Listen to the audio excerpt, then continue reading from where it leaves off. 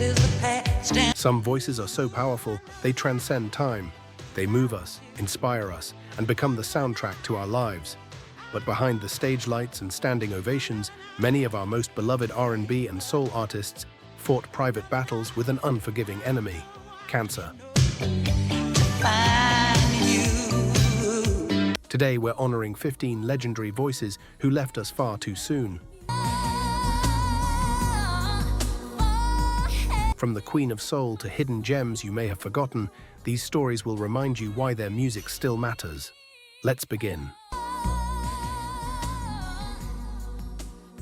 Number 15, Brandy Wells. We're starting at number 15 with a name that might not be as familiar to younger listeners, but whose impact on the early 80s dance and R&B scene. Number 14, Timothy Thomas. At number 14, we remember Timothy Thomas, an R&B singer, keyboardist, and songwriter whose career took off with one unforgettable anthem of unity.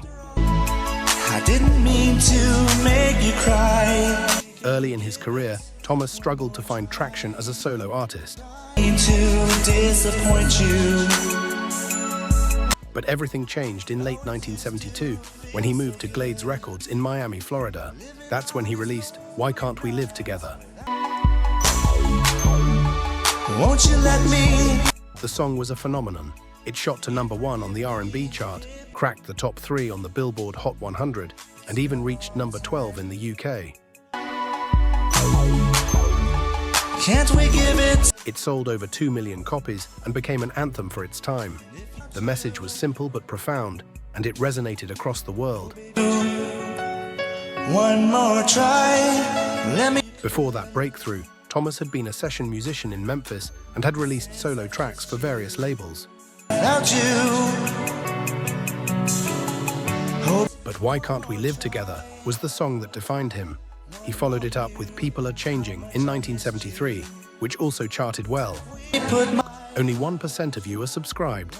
That means 99 people out of every 100 keep coming back for these stories but haven't hit that button. Subscribing costs nothing, but it means you'll never miss the moments that remind you who you were when that record first played. Be part of the 1%. Hit subscribe and keep the record spinning with us. Now back to the countdown. Number 13, Puff Johnson. Number 13 takes us to a voice that blended soul, emotion, and undeniable talent. Puff Johnson. Puff first gained attention in 1994 with her cover of What Child Is This on the Christmas compilation Joyful Christmas. Later that year, she covered Donny Hathaway's Someday We'll All Be Free for the film The Promised Land. Her soulful interpretations caught the industry's attention. In 1995, she appeared on Tupac Shakur's Me Against the World, featured on both the Bad Boys soundtrack and Tupac's album of the same name. By 1996, she had signed with Work Group and was working on her debut album, Miracle. The album's first single, Forevermore, became a hit in New Zealand, reaching number 5. Another single, Over and Over, appeared on the First Wives Club soundtrack and found success across Europe and Australia, particularly in Norway and the UK. In 1997, Johnson toured Europe as an opening act for Michael Jackson and 3T. But after that tour, she stepped out of the spotlight. In the early 2000s, she resurfaced as a co-writer on projects for artists like Pam and Dodie, rapper I-20, and Leela James. In 2008, Puff Johnson moved to South Africa, where she was diagnosed with cervical cancer. She underwent treatment and lived there for 2 years, but the cancer returned. Despite her illness, those who knew her said she remained strong in spirit. Puff Johnson passed away on June 24, 2013, at the age of 40. She died from cervical cancer, leaving behind a legacy of soulful, heartfelt music that touched everyone who heard it. Number 12, Jermaine Stewart. Coming in at number 12 is Jermaine Stewart, best remembered for one of the most positive and infectious hits of the 80s. We Don't Have to Take Our Clothes Off. Stewart's career began in the shadows of bigger acts. While in London for a show, he met Mikey Craig of Culture Club, who recognized his vocal talent. Craig helped him craft a demo tape that eventually led to Stewart singing backup on Culture Club's Miss Me Blind. That exposure landed Stewart a deal with Arista Records. His debut album, The Word Is Out, released in 1984, made modest waves. But it was his sophomore effort, Frantic Romantic, that made him a star. We Don't Have to Take Our Clothes Off became an anthem. The song peaked in the top 10 across the US, UK, Canada, and Ireland.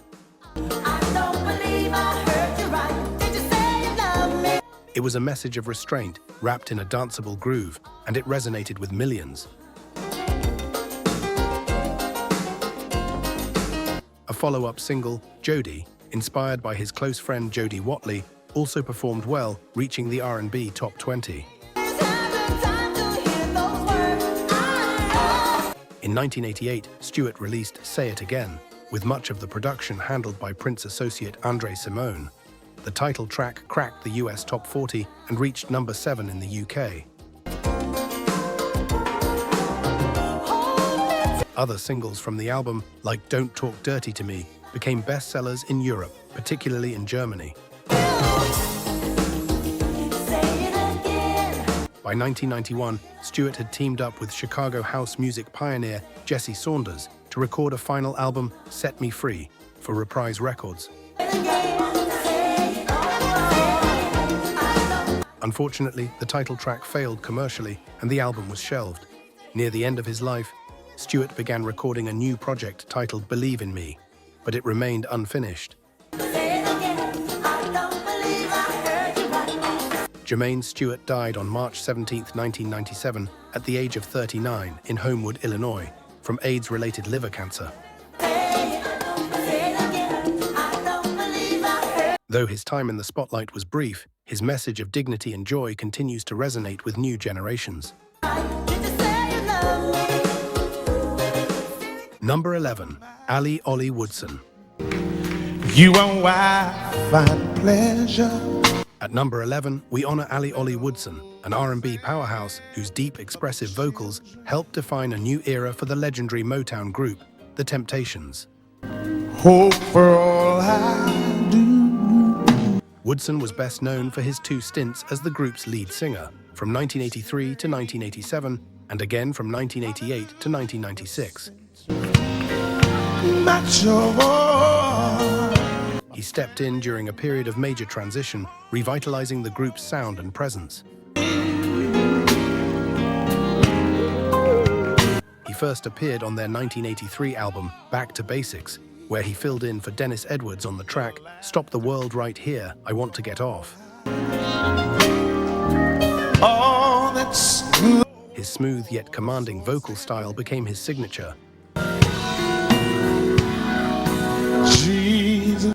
Beyond his vocals, Woodson was a multi-talented musician, adept at the keyboard and drums, and he occasionally appeared as an actor. Oh, that's good. During his time with The Temptations, he helped lead the group through a period marked by both nostalgia and reinvention. You're the heart of my country. Blending classic soul with contemporary flair and contributing to hits like Treat Her Like a Lady. But his time in the spotlight was marred by health battles. And perfect comes from me. While still performing, Woodson was diagnosed with throat cancer, which forced him to undergo multiple surgeries as it recurred every few years. Then, in late 2008, he was diagnosed with leukemia, which required extended hospital stays. Center of my life. Ali-Ollie Woodson passed away on May 30th, 2010 in Los Angeles after an 18-month battle with leukemia. His powerful voice and dedication to his craft left an enduring mark on the Motown legacy. Number 10, Mary Wells.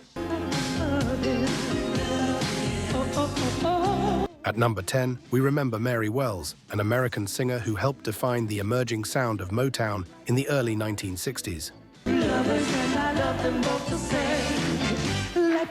Alongside the Supremes, the Miracles, the Temptations, Martha Reeves and the Vandellas, and the Four Tops, Wells was a key figure in bringing black music into the mainstream. You're acting like you don't know that I'm alive. She had a streak of hit singles, mostly written by Smokey Robinson, including The One Who Really Loves You, Look to me, one who really loves you. Two Lovers, the Grammy-nominated You Beat Me to the Punch, and her defining smash, My Guy. All right. Wells became known as the Queen of Motown. She was a chart-topping force and one of the first black female artists to find major commercial success across racial lines. I really love you. But in 1964, at the height of her fame, Wells made a bold move. She left Motown.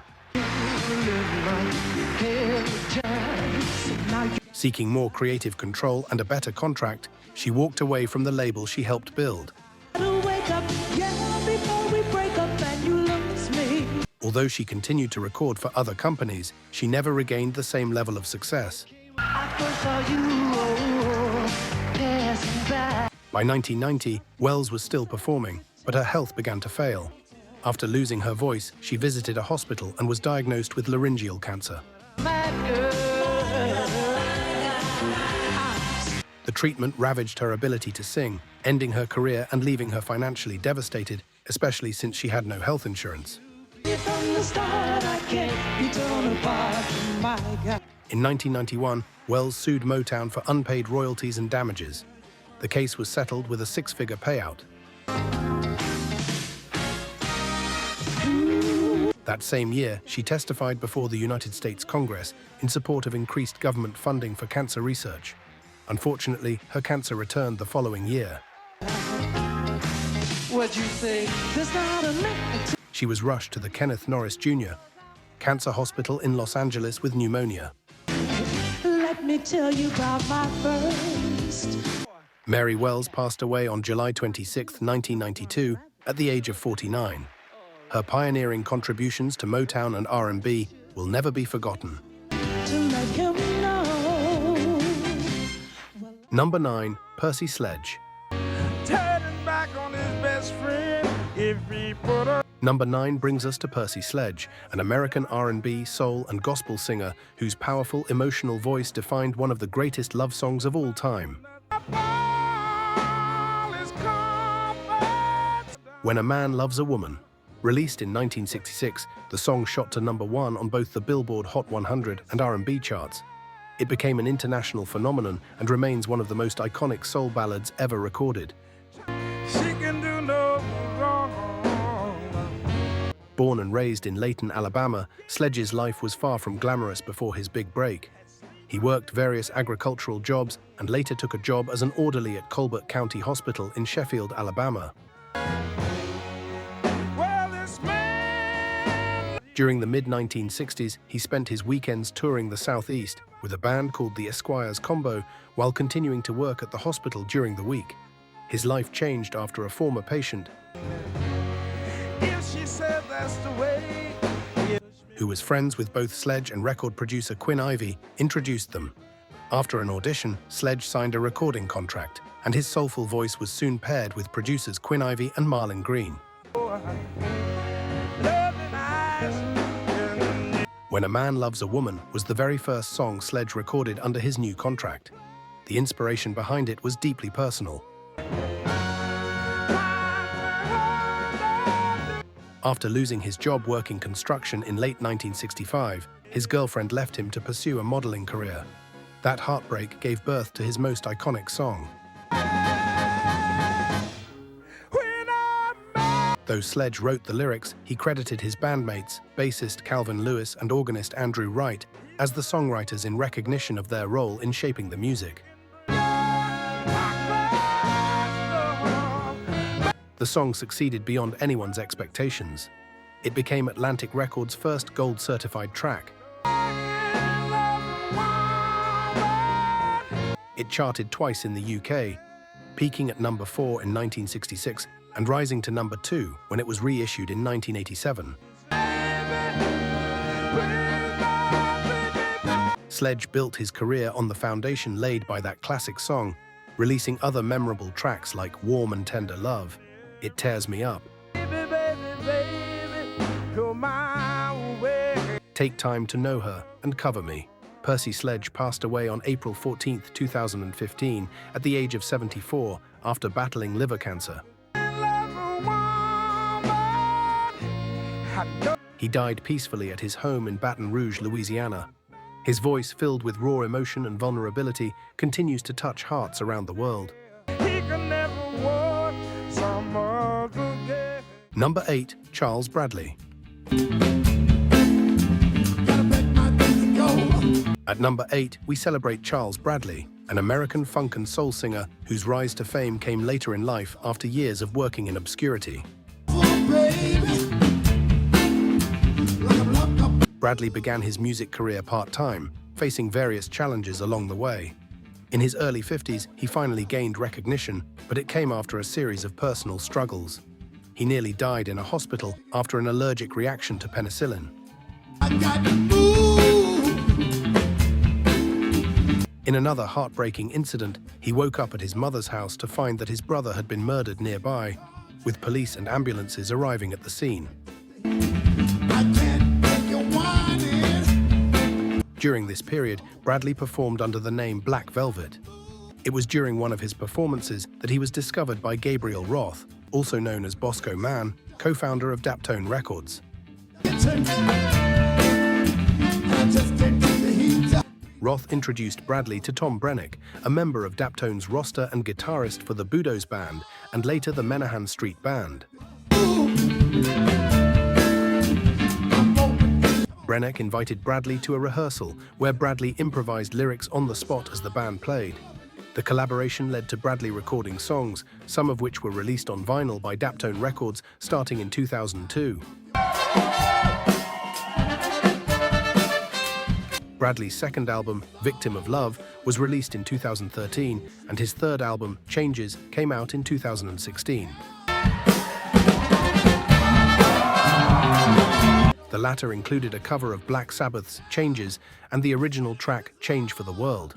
The song Change for the World gained even more attention after Bradley's passing, becoming the theme for the first 3 seasons of the dark comedy crime drama TV series Barry. Bradley continued to perform live, often alongside other Daptone artists. However, in August 2016, he fell ill and was forced to cancel a Canadian tour and his appearance at the Cambridge Folk Festival. Charles Bradley died on September 23, 2017, of stomach cancer in Brooklyn, New York, at the age of 68. Despite his late rise to fame, Charles Bradley left a lasting legacy in the world of soul and funk music. His story is a testament to perseverance and the power of never giving up on your dreams. Number 7, George Duke. Number 7 takes us to George Duke, an American keyboardist, composer, singer, songwriter, and record producer known for his incredible versatility in music. Duke worked with many top artists as an arranger, music director, writer, co-writer, and producer, and even as a professor of music.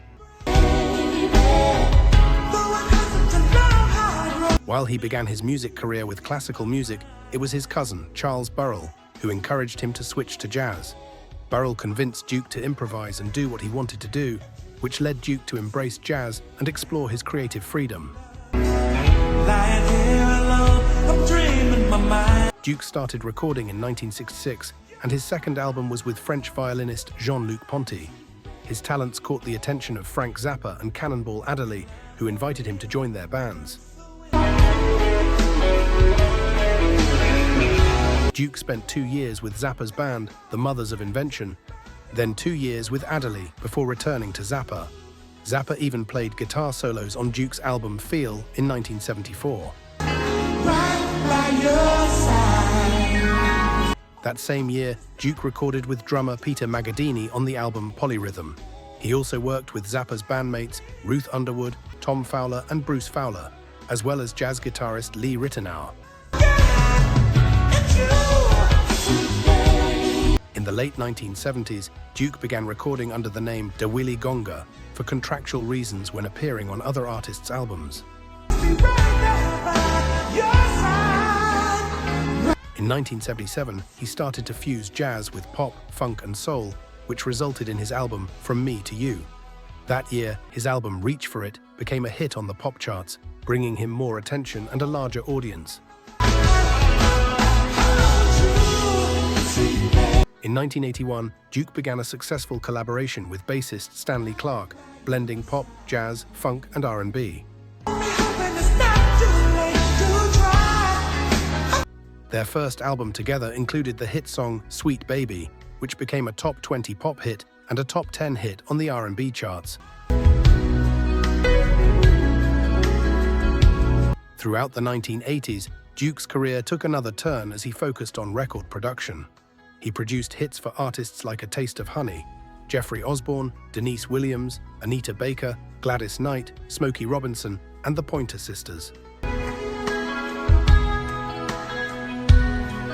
His skills as a producer helped shape the sound of the 80s. Sadly, George Duke passed away on August 5, 2013, at the age of 67, from chronic lymphocytic leukemia, a type of cancer that affects the blood and bone marrow.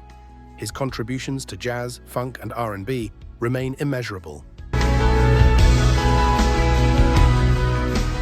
Number 6, Billy Paul.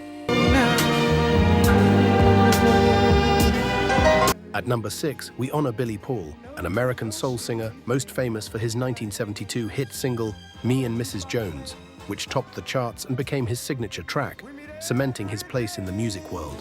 Jones, Mrs. Jones, Mrs. Jones, Mrs. Jones. Billy's singing journey began at the young age of 11, when he first performed on the local radio station WPenn, owned by the Philadelphia Bulletin newspaper. Favorite song.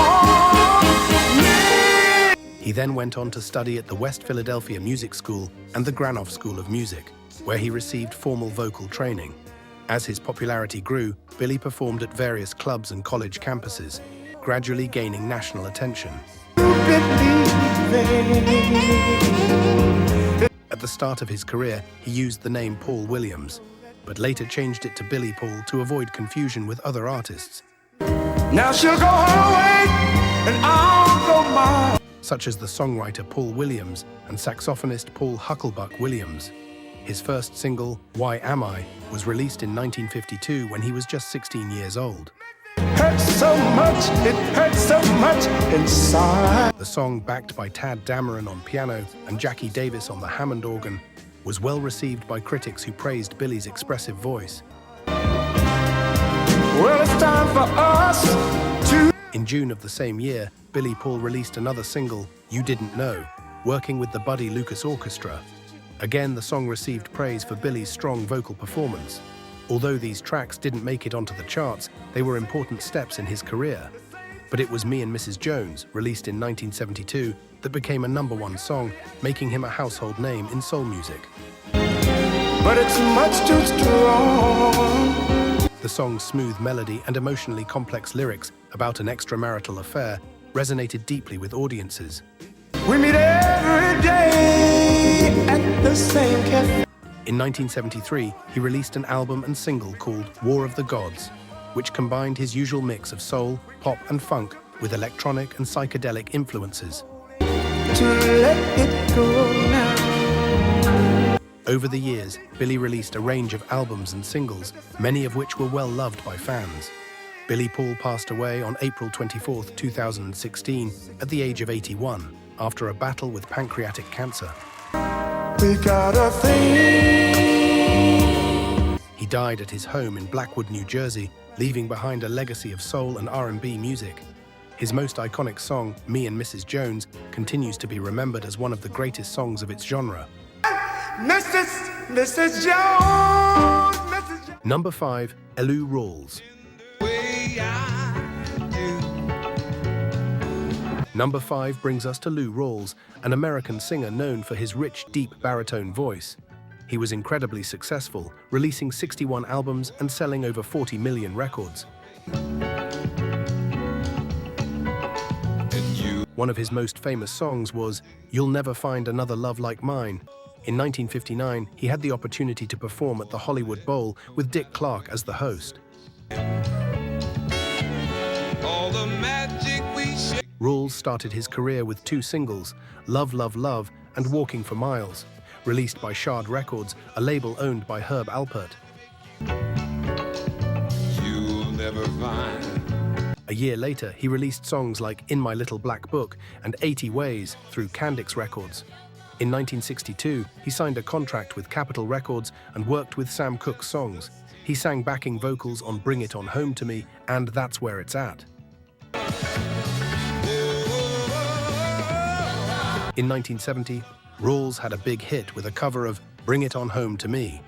One of his jazz albums, Stormy Monday, was released in 1962, and later albums like Black and Blue and Tobacco Road did well in sales. In 1966, his live album was certified gold, but his major success came with the release of Soulin', a soul album released in 1966. This album included his first #1 R&B hit, Love Is a Hurtin' Thing. In 1967, Rawls won a Grammy Award for Best R&B Vocal Performance for his song Dead End Street. He also performed at the first Monterey International Pop Music Festival in 1967. In December 2005, it was announced that Rawls was being treated for lung cancer, which had spread to his brain. Sadly, he passed away on January 6, 2006, at Cedars-Sinai Medical Center in Los Angeles, California. You'll keep searching and searching. He was buried at Forest Lawn Memorial Park in Hollywood Hills.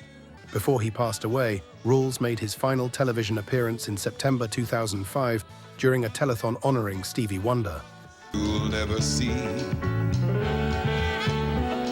He performed songs like You Are the Sunshine of My Life and It Was a Very Good Year as a tribute to Frank Sinatra, just months before entering the hospital. Ali-Ollie Rawls' voice was one of a kind, smooth yet powerful, and it will forever be remembered as one of the great voices in American music. Oh, baby. Now you are. Number 4, James Ingram. I love you anyway.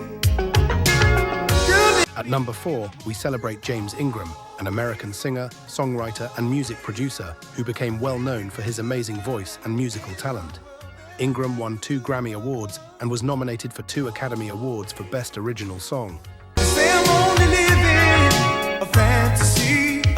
His career started in 1973, and by the 1980s, he was already charting hits on the US Billboard Hot 100. Over the years, he had 8 top 40 hits on this chart, as well as 13 hits on the R&B chart. He also had 20 hits on the adult contemporary chart, including 2 #1 songs. Ingram's first #1 hit on the Hot 100 came in 1983 with Baby Come to Me, a duet with Patty Austin. Sing, honey, when I hear your name, and I want you. His second #1 hit, I Don't Have the Heart, came in 1990, and this one was a solo song. In the 1990s, Ingram teamed up with famous music producer Quincy Jones for the song The Secret Garden, which also featured vocals from Barry White, El DeBarge, and Al B. Shaw. Ingram's music was often featured in movies, especially during the 1990s.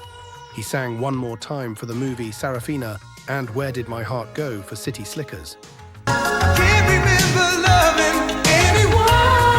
He also performed the song The Brightest Star with Melissa Manchester in the animated Christmas movie Precious Moments, Timmy's Gift in 1991, and again in the sequel Precious Moments, Timmy's Special Delivery in 1993.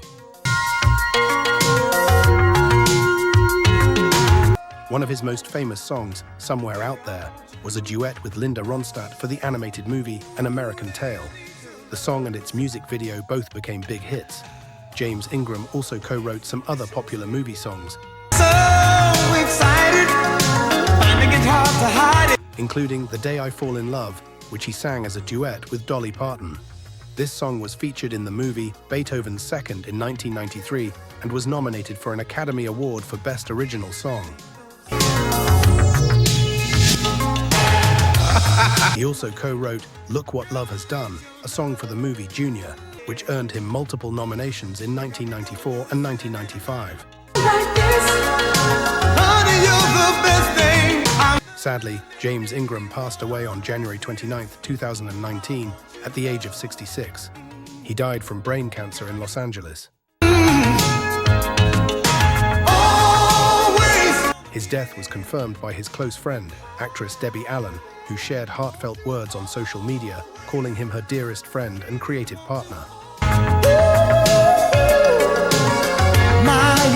James Ingram's smooth, soulful voice and his contributions to R&B and pop music will always be remembered.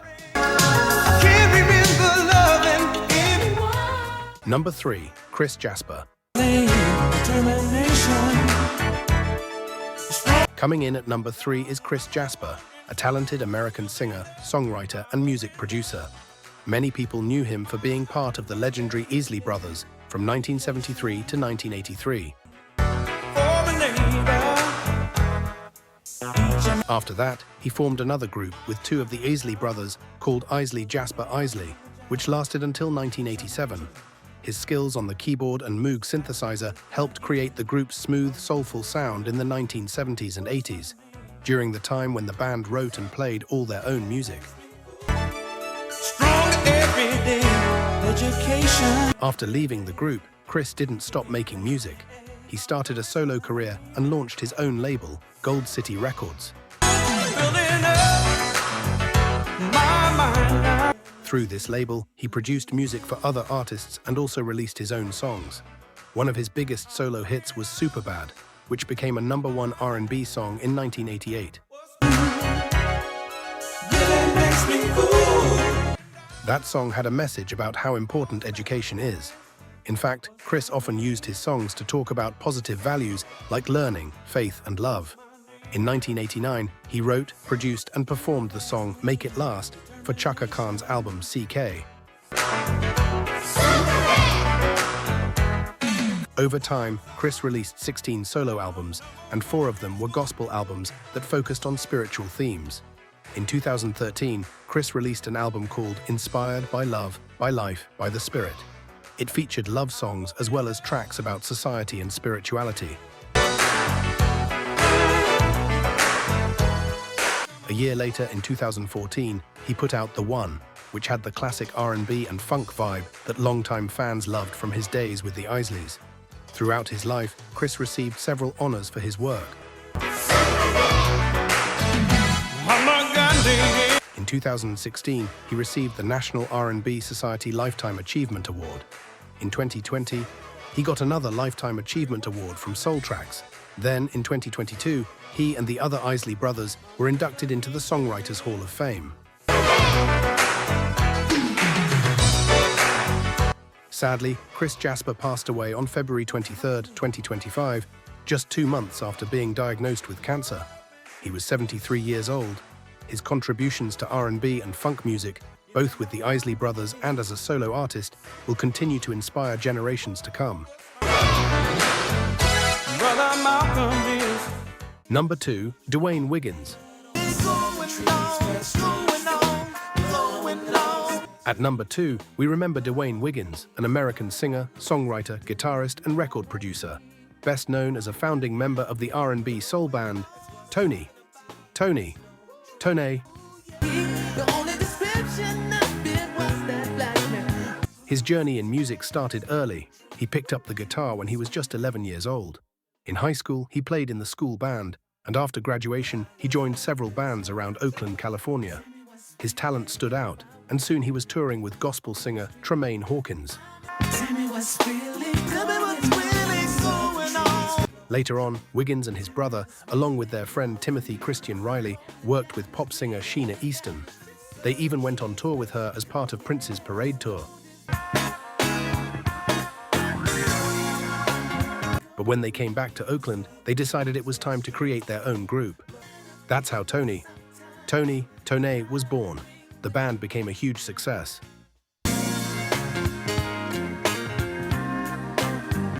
But in March 2025, the band shared on Instagram that Wiggins was having health problems. Just 2 days later, on March 7th, he passed away at his home in Oakland from bladder cancer. He was 64 years old. Dwayne Wiggins was a true innovator in R&B, a mentor to future superstars, and a pillar of the Oakland music scene. His legacy will live on through the countless artists he influenced and the timeless music he created. Number 1, Aretha Franklin. And now, at number 1, we honor the Queen of Soul herself, Aretha Franklin. Aretha Franklin was one of the most powerful voices in music history. Born in the United States, she was a singer, songwriter, and pianist who became known around the world as the Queen of Soul.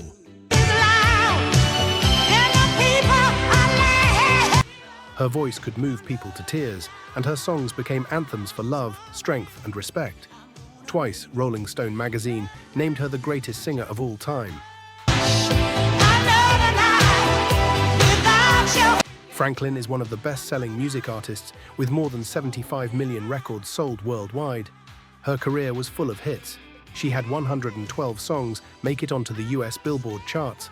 I got through. But like you, I had someone else. Out of those, 73 were on the Hot 100 list, 17 made it into the top 10 of pop songs, and she had 20 number 1 hits on the R&B charts. You were phasing out my sweet. On August 16, 2018, Aretha Franklin died at home at the age of 76. She had been fighting a rare kind of pancreatic tumor called a neuroendocrine tumor, different from the more common type of pancreatic cancer. Bringing me down. Aretha Franklin's voice was more than just a gift. It was a force of nature. It carried the weight of history, the pain of struggle, and the joy of triumph. She was a trailblazer, a legend, and an icon, and her music will continue to inspire for generations to come.